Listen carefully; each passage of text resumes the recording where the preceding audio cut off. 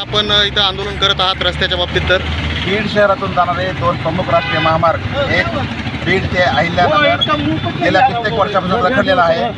नगर रोडवरचं जे आहे ते 160 कोटी रुपयांचं बजेट आहे आणि या ठिकाणी जर पाहिलं तर गेल्या 1.5 वर्षामध्ये केवळ 1 किलोमीटर रस्त्याचं काम झालं आहे. या प्रमुख मार्गावर शासकीय जे कार्यालय आहेत, जिल्हाधिकारी कार्यालय असेल, तहसील असेल, जिल्हा न्यायालय, सामाजिक न्याय भवन, त्याचबरोबर विश्रामगृह, सार्वजनिक बांधकाम विभाग सगळे कार्यालय असताना या ठिकाणी मोठ्या प्रमाणात लोकांची रहदारी असते, वर्दळ असते आणि या ठिकाणी जागोजागी खड्डे खोदलेले आहेत.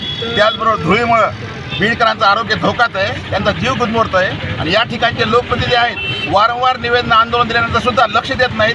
त्यामुळं आम्हाला शेवटी त्यांच्या जे केंद्रीय रस्ते वाहतूक मंत्री जे आहेत त्यांच्या अखत्यारीमध्ये हे राष्ट्रीय महामार्ग येतो, त्यांच्याकडे साखळ घालण्यासाठी आज आम्ही इथं छत्रपती शिवाजी जमलेलो आहोत.